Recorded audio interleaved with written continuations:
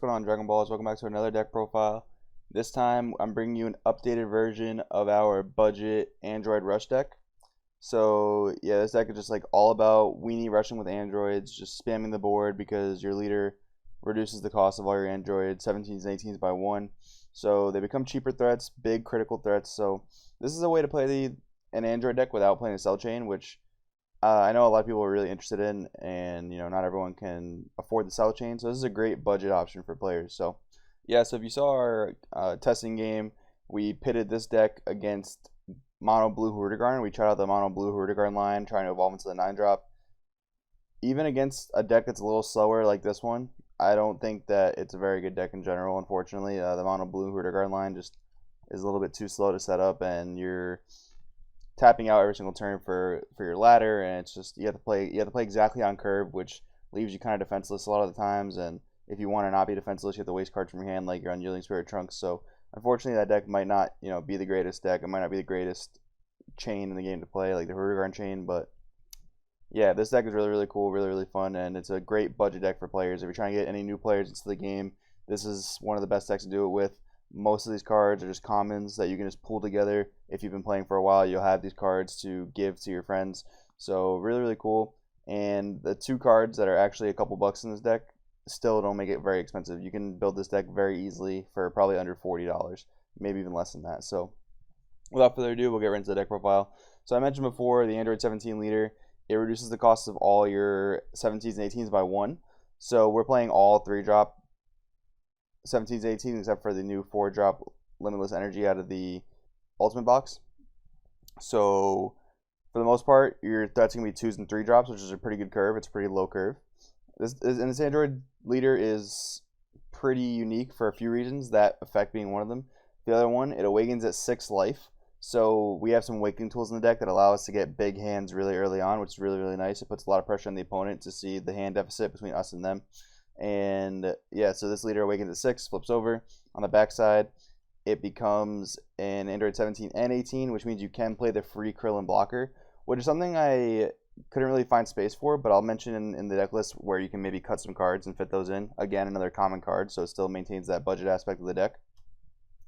And he has another effect when he attacks, draws a card, and another effect where when he's at 4 or less life, all of your Android 17s and 18s gain a 5k boost. So if you notice here, the Android 17 leader is a 10k leader on the backside, but once you get to 4 life, he becomes 15k, and all of your other 17s and 18s become 20k as well for the most part, and your big Android 17 becomes 25k. So pretty good. You'll notice the color in the deck. We have 4 reds, just because we need to play those Chompas because we're playing critical. 4 blacks because it's an Android that we're playing as our overwhelm, and then 42 green. So this is mostly a mono green deck. So we'll get right into the main deck. Relentless Destruction Mira. Any deck in this game that is based around critical, which this deck is based largely around critical, should be playing this card for the most part because you're controlling your opponent's hand size pretty well. You're not giving them cards off their life. So when you can do that, when you control your opponent's hand as well as a deck like this can, Relentless Destruction Mirror just puts the pressure on even more because they're already low on hand size because they're not getting cards off their life. And then this card just comes in, makes them discard another card, and then swings for a lethal body at a Awakened Leader. So there's that. You can also combo it into attacks to put it in your graveyard so that you have more overwhelm plays the next turn. So really, really good card to deck like this. And then we have the 4 1-drop Jaros, Scry top 3, search any Android, even this Relentless Destruction Mirror here. Really, really nice. Probably 90% of the deck is Android, so you'll almost never miss with this card. Then we have 3 Speedy Surprise Attack. So only 3 negates, even though negates are very important in this format. This deck does tend to tap out a lot, especially turns 1 and 2. But if you need to play behind curve, you have to do it. And this negate is really, really strong because, like I said, you get that big hand size early, and then you can discard a card to pop any 3-drop or lower since your leader's an Android, which is very, very relevant, especially in this format. Then we have 4 Create Android. I think this card is super, super good. Like, just draw 2 cards, so dig 2 deep into your deck and discard 1. So you're already 2/3 of the way there for your Relentless Destruction Mirror play, which is super good. And it just lets you dig through your deck. You aren't often going to do this turn 1. I mean, if it's the only play you have, you'll do it. But a lot of times, like if I'm on turn 4 and I have energy to spare, I'll just create Android, dig through my deck for things I need. So it's super, super good. Then we have Newfound Powers on Gohan. A great new tool for green that is not seeing too much play right now, but it's super strong. you get to get Helps Up Awakening, and it's just more critical in the deck. More critical is always good. Attacking your leader and progressing the game and pressuring their life total while not giving them cards is always going to be good. So Newfound Power Sun Gohan is really, really strong for that reason. Then we have the Terrible Creator Android 20. Started out at 4 because I really thought that being able to search anything you needed was really good. But the 2 costs is kind of steep, especially in this deck, so I dropped it down to 2. This might be a flex spot where you can kind of play those free blocker Krillins, because in an aggro format, those are very, very relevant. But I do kind of like in the late game being able to search out my super combo. It's just really solid for helping finish out the game. So yeah, this guy, to search out anything you need, including your super combo, is one of the big reasons I keep it around at 2. But this could be a flex spot if you wanted to play those free blocker Krillins. Then we have 3 combination attack Android 14. If you go back and watch that testing game against the mono blue Hirudegarn deck, this card just put in work. When your opponent's trying to establish a boss monster and they don't have a bunch of little 1-drops on the board that they've used to gain advantage over the game, this card just puts in a whole lot of work, because even though it says your opponent chooses 1, it doesn't really matter when they only have 1, and that's the one you want to kill. So this card's really, really strong in a deck like this.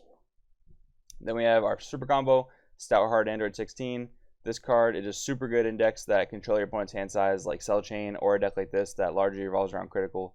So it's a super combo that we're choosing to play because it's just so good. And if you decided to go with like a red-green build, it'd be super, super official to play Mighty Mask. That would be a super legit pick, because Mighty Mask can tag out and search your green Trunks super combo. But since this deck is mostly mono green, we're going to stick with the Stout Heart Android 16. Then we have 2 Twin Sister Android 18. The combo with this card is to attack with your Dreadful Duo Android 17, and then, crit something off your opponent's life, 3-drop or less, tap 1 green, play the Twin Sister, and then, attack the Twin Sister, discard a card, resand the duo again. So, it's just a way to get a lot of attacks off in a turn. It's somewhat hard to pull off just because it's sometimes a steep energy investment, and you're not always going to crit something small off your opponent's life. So this could be another flex spot for where you play the free Krillin blockers, but I do kind of like the combo in the deck, so I like having the option of it at 2. Then we have the 2 best cards in the deck, most likely, the Dreadful Duo Android 18 and the Android 17. So 2-drop in this deck, 15k critical, so it's pretty big pressure to put on your opponent just by turn 2. And then they both have effects that kind of let you cheat even more cost in this deck, so like cheat out things for even cheaper cost. So the 17, if you crit something off your opponent's life, or if you send anything on your opponent's possession to the drop area by card effect that is 3-drop or less during that turn, even before you summon this guy, you can tap 1 green to play any 3-drop or less Android 18 from your hand. So a really important thing to know is that this card remembers this even before it hits the field. So if you attacked your leader, comboed the Android 14, blew something up that was small, like 3-drop or less, you can then summon this Android, attack with it, whatever, tap a green, and then summon your 18, because this card remembers the fact that you did that during that turn, even when it wasn't on the field. So very, very good thing to know. Very good way to bait your opponent into letting you destroy their stuff by card effect, and then them not realizing what you're trying to do with that. So really, really good. Then we have the 18. A similar effect to her brother. When you attack and you send something to your opponent's drop by card effect that is a cost 4 or more, you get to tap 1 green to destroy anything on the field 3-drop or less. So they can trigger each other. They can just have really great synergy with each other, and 20k critical when you're at 4 life is nothing to scoff at. Nothing to scoff at all. Then we have just 2 of the Chilling Terror Android 17. This card is a tech card that we're playing at 2 just because that the draw 2 leaders aren't the end-all be-all of the format realistically, but they are there when you want to see them against those decks, and you should definitely side more. This is one of the more expensive cards in the deck. I believe it's a little over $5 to $10, so you only need 2 for the main deck, and if your local is best of 1, even better, because you don't really need them. This could also be a flex spot if you wanted to cut these to play those free blocker Krillins. That's a very, very legit thing as well. Then we have 2 Martial Expert Tien Shinhan. This card is definitely not essential at 3 or 4 anymore. It's because of the introduction of Newfound Power Sun Gohan. But sometimes you do want to get yourself to that 4 life, so you can turn in super combo, and you can turn on your leader's pump effect to boost your board. But if budget is not a problem for you guys, I would definitely recommend switching this out for 2 of the green Caulifla, the 2-drop Caulifla, because it is a 5k combo, and the 2-drop combo here can be very, very clunky, especially when you need to defend your life. So this card is great for budget. It gets the job done, but if you can't afford to play 2 of the Cauliflas, I would definitely recommend that. Then we have the card that basically is the reason I wanted to rebuild this deck again and update it, is the Limitless Energy Android 17. I'm really big fan of this card. So it's a 3-drop in this deck. It's got Barrier and Blocker, so a lot of people are going to be happy about that because the other Android 17 blocker does not have Barrier, which is weird. But yeah, so it's got the Barrier Blocker. When he comes into the field, if your leader is green, destroy any battle card. This card is super good. It gives the deck a little bit more versatility, spot remove anything, just by dropping it for 3. So it's really good. And this is one of the big reasons I wanted to play this deck. I'm a really huge fan of this card. And the non-foils are only like $2 on this guy. So once again, cheap deck in general. Then our deck is focused around critical. So we're playing the 4 Furthering Instruction Champa. You just have to when your deck's based around critical. And this guy, I believe, shouldn't be no more than $2. So yeah, guys, that's the deck profile. I know a lot of guys wanted to see the updated version of this list, especially after watching that match versus the Mono Blue Hrudegarn. So this is the deck profile. Let me know what you guys think about it. Like I said, there are flex spots you can cut to play those free blocker Krillins. It's probably a very good meta call, and I would definitely, if I was to take this to locals, I would definitely find space for those 2, whether it be cutting the 220s, the 218s, or maybe the 2 Chilling Terrors if your locals doesn't have a lot of draw 2 on Awaken leader decks. So yeah, guys, that's the deck profile.